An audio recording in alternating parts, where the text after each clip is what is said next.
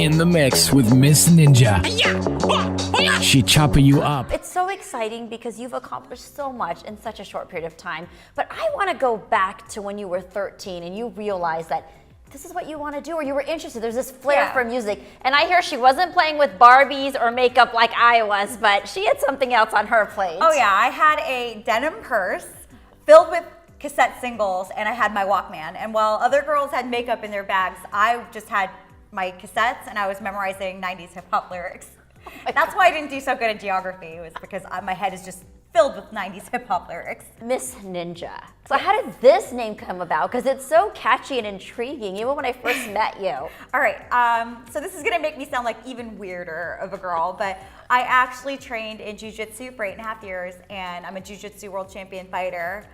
So everyone started calling me Ninja, and me being, the sassy pants that I am, I was like, no, I'm a lady, it's Miss Ninja. Ooh.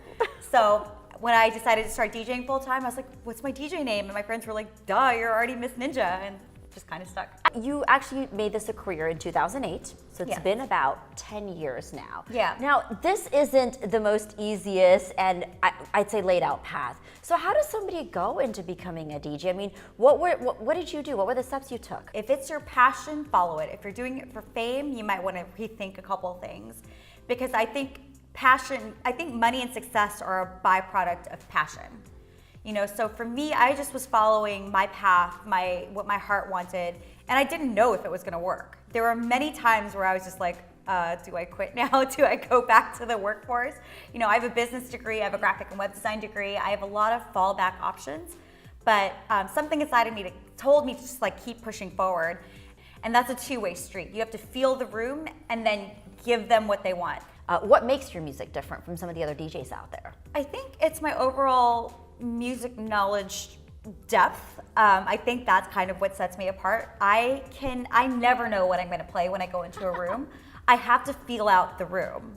And I can figure out pretty much anything. I mean, I've spun every genre from 40s and 50s all the way to current EDM and trap. I'm able to take the crowd places on a journey, as opposed to kind of playing at them. How did you get that first gig? I mean, here's this young woman, and you may not have had your name at that time. So how do you go and get that first gig? Well, I got kind of lucky actually, and what they say, it's never really luck, but I was actually the head designer for a big radio station out here, and I was making mixes for myself just to listen to while I was designing.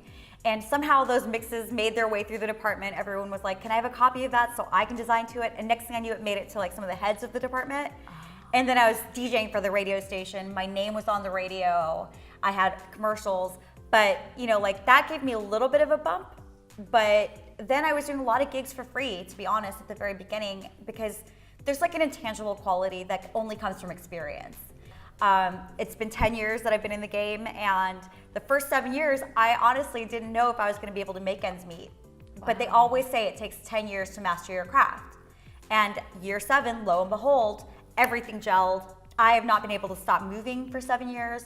I've been on airplanes every other weekend. This is why it's been so hard for us to get together. Yes. It is great to kind of represent my culture in this way on this platform. I mean, definitely DJing for Beyonce and Jay-Z was amazing. The best part was when her mom came up to me and said, I loved your music tonight. And she gave me a big hug, and I was like, oh my God, this is Beyonce's mom. Wow. And they know music, so I took that compliment to heart. But lately, I've been able to merge my two passions. Before music, my passion was video games.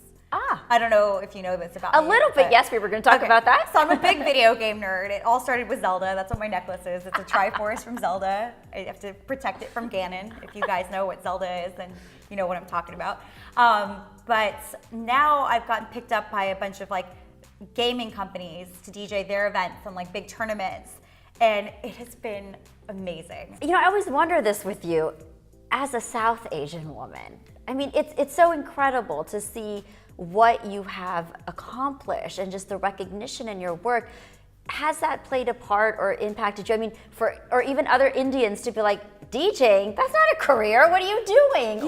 Whether it's family or friends, how's that impacted So my you? parents obviously were not thrilled by this initially until they saw me starting to DJ for some major companies and major players. And now I'm the one that they talk about, when they're talking to their relatives. They're very proud of me. I'm just glad that I had the conviction to stick with it, even when they were not happy with me.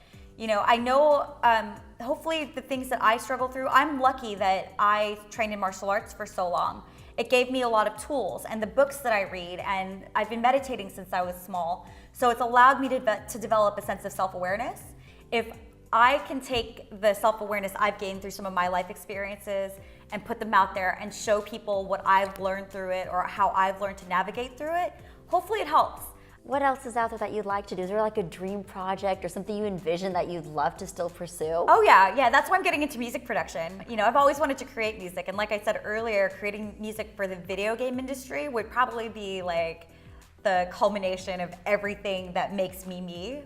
So that is a goal I'm going to hit hard in 2019. On Mixcloud, if you want to hear some of my mixes, I have like 70 mixes up on there.